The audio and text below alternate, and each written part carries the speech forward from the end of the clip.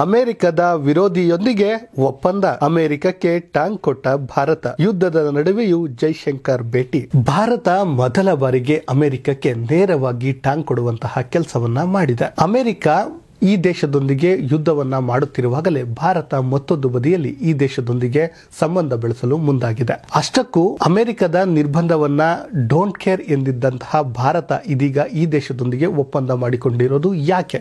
ಇದರಿಂದ ಭಾರತಕ್ಕಾಗುವಂತಹ ಅನುಕೂಲಗಳು ಏನು? ಈ ಮೂಲಕ ಭಾರತದ ವಿದೇಶಾಂಗ ಸಚಿವ ಏನಿದ್ದಾರೆ ಜೈಶಂಕರ್ ಅಮೆರಿಕಕ್ಕೆ ಕೊಟ್ಟಂತಹ ಎಚ್ಚರಿಕೆ ಎಂತಹದ್ದು? ಅಮೆರಿಕದ ಮಾತಿಗೂ ಡೋಂಟ್ ಕೇರ್ ಎಂದಂತಹ ಭಾರತದ ಸ್ಟ್ರಾಟಜಿ ಎಂತಹದ್ದು? ಅದೆಲ್ಲವನ್ನ ನಿಮ್ಮ ಮುಂದೆ ಇಡುವಂತ ಕೆಲಸವನ್ನ ನಾವು ಮಾಡ್ತೀವಿ. ಎಸ್ ಸ್ನೇಹಿತರೆ, ಒಂದು ಕಡೆ ಯೆಮೆನ್ ಮತ್ತು ಅಮೆರಿಕದ ನಡುವೆ ಸಂಘರ್ಷಗಳು ನಡೆಯುತ್ತಲೇ ಇವೆ. ಆದರೂ ಕೂಡ ಯಾವುದೇ ಪರಿಣಾಮಗಳು ಇಲ್ಲಿ ಸಂಭವಿಸುತ್ತಿಲ್ಲ. ಯೆಮೆನ್ ಮೇಲೆ ಅಮೆರಿಕ ಮತ್ತು ಬ್ರಿಟನ್ ಬಾಂಬ್ ದಾಳಿಯನ್ನ ನಡೆಸುತ್ತಿದ್ರೂ ಯೆಮೆನ್ ಉಗ್ರರು ಮಾತ್ರ ಸುಮ್ಮನಾಗಿಲ್ಲ. ಎಡನ್ ಕೊಳ್ಳಿಯ ಬಳಿ ಉಗ್ರರು ಅಮೆರಿಕದ ಹಡಗುಗಳ ಮೇಲೆ ದಾಳಿಯನ್ನ ನಡೆಸುತ್ತಲೇ ಇದ್ದಾರೆ. ಇದೇ ಕಾರಣಕ್ಕೆ ಇದೀಗ ಅಮೆರಿಕ ಮತ್ತಷ್ಟು ದಾಳಿ ಮಾಡುವ ಸಾಧ್ಯತೆ ಇದ್ದು, ಇದರ ಪರಿಣಾಮ ಭಾರತ ಸೇರಿ ವಿಶ್ವದ ಹಲವು ದೇಶಗಳ ಮೇಲೆ ಪರಿಣಾಮ ಬೀರುವ ಸಾಧ್ಯತೆ ಇದೆ. ಯಾಕಂದ್ರೆ ವಿಶ್ವದ ಆರ್ಥಿಕತೆಯಲ್ಲಿ ಸುಮಾರು 13% ಈ ಕೆಂಪು ಸಮುದ್ರದಲ್ಲಿಯೇ ಸಂಚಾರ ಮಾಡುವ ಹಡಗುಗಳನ್ನೇ ಅವಲಂಬಿಸಿದೆ. ಇದೇ ಕಾರಣಕ್ಕೆ ಪೂರ್ವ ಮತ್ತು ಪಶ್ಚಿಮ ವ್ಯಾಪಾರಗಳನ್ನ ಇದು ಹಾಳು ಮಾಡುತ್ತದೆ.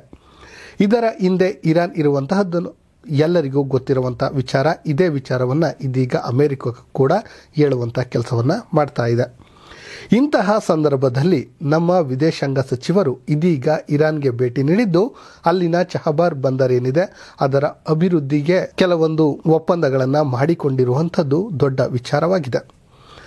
ಸ್ನೇಹಿತರೆ, ನಿಮ್ಗೆ ಅನಿಸಿರಬಹುದು ಇಂತಹ ಉದ್ವಿಗ್ನ ಸಂದರ್ಭದಲ್ಲಿ ಭೇಟಿ ನೀಡುವ ಅವಶ್ಯಕತೆ ಇತ್ತ. ಅಷ್ಟಕ್ಕೂ ಭಾರತದ ವಿದೇಶಾಂಗ ಸಚಿವರು ಈಗಲೇ ಇರಾನ್ಗೆ ಭೇಟಿ ನೀಡಿದ್ದು ಯಾಕೆ? ಇದರ ಉದ್ದೇಶವೇನು? ಇದರಿಂದ ಭಾರತಕ್ಕೆ ಆಗುವ ಅನುಕೂಲಗಳೇನು ಅಂತ ನೋಡೋದಾದ್ರೆ ಹಲವು ವಿಚಾರಗಳು ನಮ್ಮ ಮುಂದೆ ಬರುತ್ತವೆ. ಸ್ನೇಹಿತರೆ, ನಿಮಗೆ ಗೊತ್ತಿರಲಿ, ಯುದ್ಧ ಅಂದ್ರೆ ಕೇವಲ ಹೊಡೆದಾಟವಷ್ಟೇ ಆಗೋದಿಲ್ಲ. ಹೌದು, ಕೇವಲ ಯುದ್ಧ ಅಂದ ತಕ್ಷಣ ಆ ಕಡೆಯಿಂದ ಈ ಕಡೆಯಿಂದ ಹೊಡೆದಾಟವಷ್ಟೇ ಅಲ್ಲ. ಇದರಿಂದ ಹಲವಾರು ಅನುಕೂಲಗಳು ಆಗುತ್ತವೆ, ಕೆಲವಾರು ಅನಾನುಕೂಲಗಳು ಆಗ್ತವೆ. ನಿಮ್ಗನ್ಸಿರಬಹುದು, ಏನು ಸರ್ ಅನುಕೂಲ ಆಗಬಹುದು ಯುದ್ಧದಿಂದ ಅಂತ. ಖಂಡಿತವಾಗಿಯೂ ಯುದ್ಧದಿಂದ ಯಾವುದೇ ಅನುಕೂಲಗಳು ಆಗೋದಿಲ್ಲ. ಆದರೆ ಕೆಲವೊಂದು ದೇಶಗಳಿಗೆ ಇದು ಅನುಕೂಲ ಆಗುತ್ತೆ. ನಿಮ್ಮೆಲ್ಲರಿಗೂ ಗೊತ್ತಿರಬಹುದು, ಉಕ್ರೇನ್ ಮತ್ತು ರಷ್ಯಾ ನಡುವೆ ಯುದ್ಧ ನಡೆದಾಗ ಹಲವು ದೇಶಗಳು ಅನಾನುಕೂಲಗಳನ್ನು ಅನುಭವಿಸಿದ್ವು. ಅದರಲ್ಲೂ ಮಧ್ಯಪ್ರಾಚ್ಯ ದೇಶಗಳೇನಿವೆ ಅವೊಂದು ರೀತಿಯ ಸಂಕಷ್ಟಕ್ಕೆ ಒಳಗಾಗಿದ್ರು. ಭಾರತದಲ್ಲಿಯೂ ಕೂಡ ಇದರ ಎಫೆಕ್ಟ್ ಹೊಡೆದಿದ್ದು ನಾವು ನೋಡಬಹುದಿತ್ತು. ಅದರಲ್ಲೂ ಕೂಡ ಈ ಅಡುಗೆ ಎಣ್ಣೆಯಂತಹ ಪದಾರ್ಥಗಳ ಬೆಲೆ ಗಗನಕ್ಕೇರಿತ್ತು. ಆದರೆ ಇದರಿಂದ ಲಾಭ ಆಗಿದ್ದು ಯಾವುದಕ್ಕೆ ಅಂದರೆ ಅಮೆರಿಕಕ್ಕೆ ಅನ್ನುವಂಥದ್ದು ಎಲ್ಲರಿಗೂ ಗೊತ್ತಿರುವಂಥ ವಿಚಾರ. ಅಂತಹದ್ದೇ ಪರಿಸ್ಥಿತಿ ಇದೀಗ ಉಂಟಾಗಿದೆ. ಅಂದರೆ ಇದೀಗ ಯೆಮೆನ್ ಮತ್ತು ಅಮೆರಿಕದ ನಡುವೆ ಯುದ್ಧಗಳು ಶುರುವಾಗಿವೆ. ಅವೆರಡೂ ಕೂಡ ಇದೀಗ ಯುದ್ಧವನ್ನ ಮಾಡ್ತಾ ಇದೆ. ಒಂದು ಕಡೆ ಯೆಮೆನ್ನ ಬೆಂಬಲಿತ ಉಗ್ರರೇನಿದ್ದಾರೆ ಇವರು ಕೆಂಪು ಸಮುದ್ರದಲ್ಲಿ ದಾಳಿಯನ್ನ ಮಾಡ್ತಾ ಇದ್ದಾರೆ. ಅದು ಕೂಡ ಇಸ್ರೇಲ್ ಸೇರಿದಂತೆ ಹಲವು ಹಡಗುಗಳ ಮೇಲೆ ದಾಳಿಯನ್ನ ಮಾಡ್ತಿದ್ದಾರೆ. ಇದೇ ಕಾರಣಕ್ಕೆ ಬ್ರಿಟನ್ ಮತ್ತು ಅಮೆರಿಕ ಏನಿದೆ ಇವೆರಡು ದೇಶಗಳು ಅವುಗಳ ಮೇಲೆ ಬಾಂಬ್ ದಾಳಿಯನ್ನ ಕೂಡ ಮಾಡ್ತಾ ಇವೆ. ಇನ್ನು ಸ್ನೇಹಿತರೆ, ಈ ದಾಳಿಯಿಂದ ಭಾರತ ಕೂಡ ಕೆಲವು ಸಂಕಷ್ಟಗಳನ್ನು ಅನುಭವಿಸಿದೆ. ಈ ಕೆಂಪು ಸಮುದ್ರದ ದಾಳಿ ಏನಿದೆ ಅಲ್ಲಿಂದ. ಯಾಕಂದ್ರೆ ಭಾರತದಲ್ಲಿ ಕೆಲವೊಂದು ರಫ್ತು ಮತ್ತು ಆಮದಿನ ಮೇಲೆ ಇದರ ಪರಿಣಾಮ ಆಗಿದೆ. ಆದರೂ ಕೂಡ ಇಂತಹ ಸಮಯದಲ್ಲಿ ವಿದೇಶಾಂಗ ಸಚಿವರಾದಂತಹ ಜೈಶಂಕರ್ ಮಧ್ಯಪ್ರಾಚ್ಯ ದೇಶವಾದಂತಹ ಇರಾನ್ಗೆ ಭೇಟಿಯನ್ನ ನೀಡಿದ್ದಾರೆ. ನಿಮ್ಮೆಲ್ಲರಿಗೂ ಗೊತ್ತಿರುವಂತೆ ಇರಾನ್ನಿಂದ ಮಧ್ಯಪ್ರಾಚ್ಯ ದೇಶಗಳಿಗೆ ಹಲವು ಸಮಸ್ಯೆ ಆಗಿರುವಂಥದ್ದು ಗೊತ್ತಿರುವಂತಹ ವಿಚಾರವೇ. ಇನ್ನು ಈ ಹಿಂದೆ ಕೂಡ ಇರಾನ್ನೊಂದಿಗೆ ಭಾರತ ಉತ್ತಮ ಸಂಬಂಧವನ್ನ ಇಟ್ಟುಕೊಂಡಿತ್ತು. ಅಲ್ಲದೆ ಚಹಬಾರ್ ಬಂದರ್ ಏನಿದೆ ಅದನ್ನು ಅಭಿವೃದ್ಧಿ ಮಾಡುವಂತಹ ಕೆಲಸವನ್ನ ಮಾಡಿತ್ತು. ಯಾಕಂದ್ರೆ ಚಹಬಾರ್ ಬಂದರ್ ಏನಿದೆ ಇದು ಭಾರತಕ್ಕೆ ಅತ್ಯಂತ ಅವಶ್ಯಕವಾದದ್ದು ಮತ್ತು ಅನಿವಾರ್ಯವಾದಂತಹ ಬಂದರು.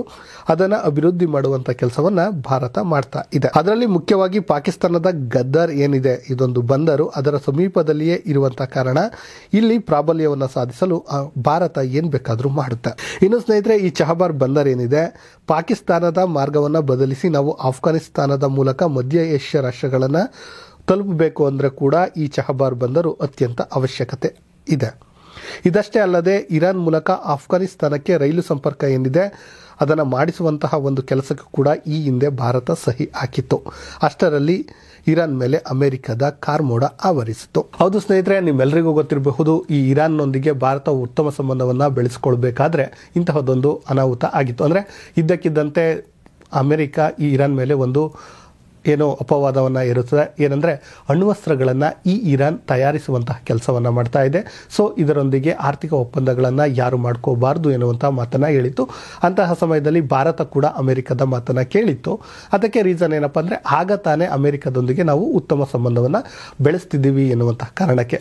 ಆದರೆ ಅಮೆರಿಕದ ಮಾತನ್ನು ಕೇಳಿದ್ದಂಥ ಭಾರತಕ್ಕೆ ಅತಿ ದೊಡ್ಡ ಅನಾಹುತವೇ ಸಂಭವಿಸಿತ್ತು. ಅದೇನಪ್ಪ ಅಂದರೆ ಭಾರತ ಅಮೆರಿಕದ ಮಾತು ಕೇಳಿದರೆ ಭಾರತದ ಸ್ಥಾನವನ್ನು ಚೀನಾ ತುಂಬುವಂತಹ ಕೆಲಸವನ್ನು ಮಾಡಿತ್ತು. ಭಾರತ ಏನು ಕಾಮಗಾರಿಗಳನ್ನು ಅರ್ಧಕ್ಕೆ ನಿಲ್ಲಿಸಿತ್ತೋ ಅದೆಲ್ಲವನ್ನು ಚೀನಾ ಮಾಡಿತ್ತು.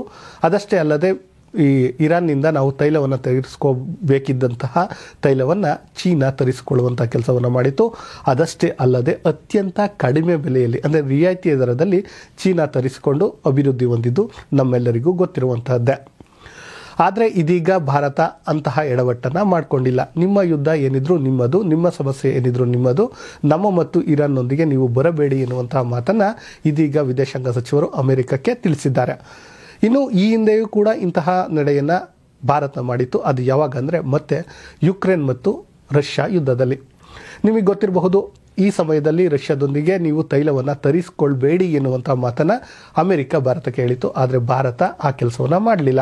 ಸೈಲೆಂಟಾಗಿ ರಷ್ಯಾದಿಂದ ಇಂಧನವನ್ನು ತರಿಸ್ಕೊಳ್ತು, ಅಂದರೆ ತೈಲವನ್ನು ತರಿಸಿಕೊಳ್ತು. ಯಾಕಂದರೆ ಕಡಿಮೆ ದರದಲ್ಲಿ ಕೊಡ್ತು. ಸೊ ರಷ್ಯಾಕ್ಕೂ ಕೂಡ ಭಾರತ ಸಪೋರ್ಟನ್ನು ಮಾಡ್ತು.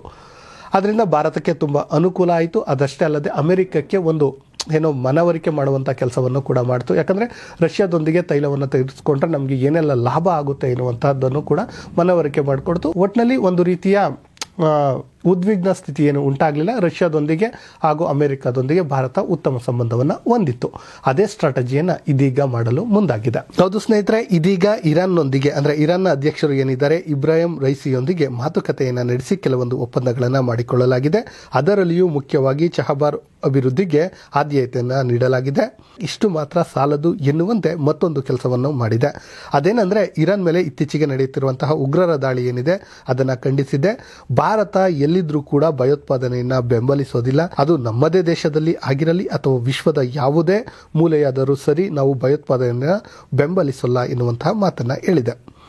ಇನ್ನು ಸ್ನೇಹಿತರೆ, ಈ ಚಹಬಾರ್ ಬಂದರ್ ಏನಿದೆ ಅದು ಎಷ್ಟು ಉಪಯುಕ್ತ ಅಂತ ನಾವು ನೋಡೋದಾದ್ರೆ, ಇದು ಪಾಕಿಸ್ತಾನದ ಗದ್ವಾರ್ ಎನ್ನುವಂತಹ ಬಂದರಿನ ಸಮೀಪದಲ್ಲಿದೆ. ಅಂದರೆ 210 ಕಿಲೋಮೀಟರ್ ಏನಿದೆ ಅಷ್ಟು ದೂರದಲ್ಲಿ ಇರುವಂತಹದ್ದು. ಸೊ ಇದರಿಂದ ನಮಗೆ ಏನು ಅನುಕೂಲ ಆಗುತ್ತೆ ಅಂದರೆ, ಈ ಪಾಕಿಸ್ತಾನ ಚೀನಾಕ್ಕೆ ಇದನ್ನು ಬಿಟ್ಕೊಟ್ಟಿದೆ. ಚೀನಾ ನಮ್ಮ ಭಾರತದ ಮೇಲೆ ಅಟ್ಯಾಕ್ ಮಾಡಲು ಇದನ್ನು ಬಳಸ್ಕೊಳ್ತಾ ಇದೆ.